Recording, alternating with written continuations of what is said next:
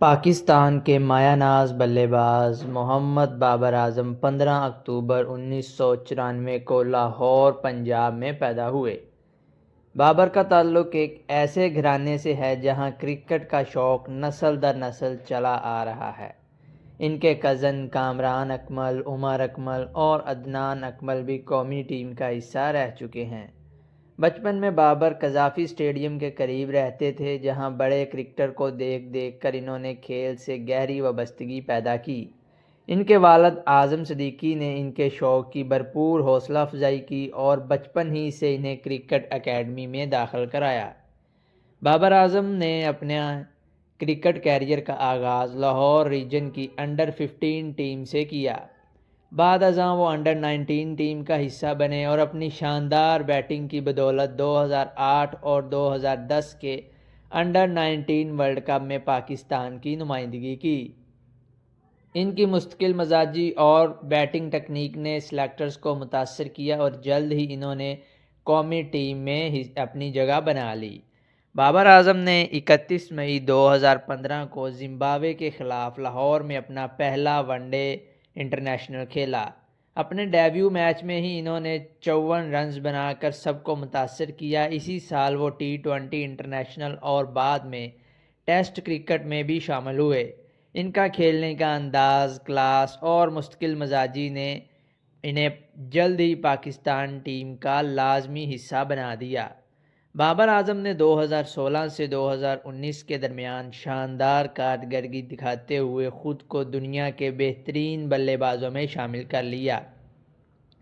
وہ پاکستان کے واحد کھلاڑی ہیں جنہوں نے لگاتار 3 ایک روزہ میچوں میں سینچریاں بنائی اور کم ترین اننگز میں 1000، 2000، 3000 اور 5000 رنز مکمل کرنے والوں میں شامل ہوئے۔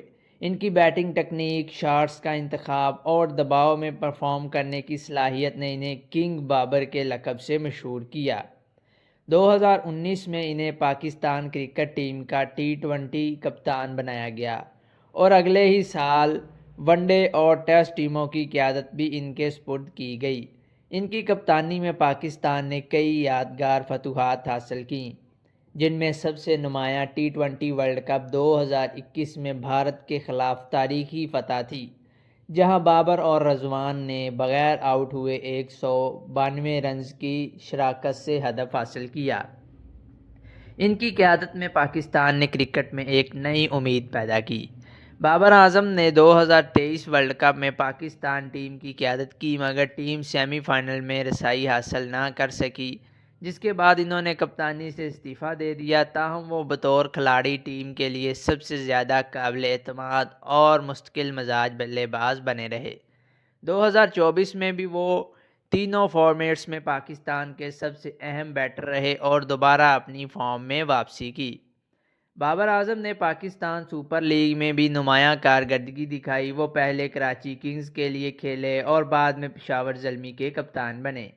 ان کی قیادت میں زلمی نے کئی کامیابیاں حاصل کیں اور بابر PSL میں 3000 سے زائد رنز بنانے والے کھلاڑی بنے، جو ایک شاندار ریکارڈ ہے۔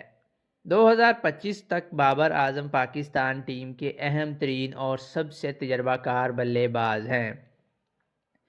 وہ اب کپتان نہیں ہیں، مگر ان کا اثر، عزت اور مقبولیت بدستور برقرار ہے۔ ان کی اوسط اب بھی دنیا کے بہترین کھلاڑیوں میں شمار ہوتی ہے اور وہ ICC رینکنگ میں سر فہرست بلے بازوں میں شامل ہیں۔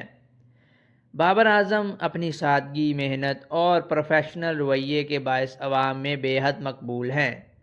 وہ نوجوان کرکٹرز کے لیے ایک رول ماڈل بن چکے ہیں اور لاکھوں مداح ان کی بیٹنگ کو ایک مثال سمجھتے ہیں۔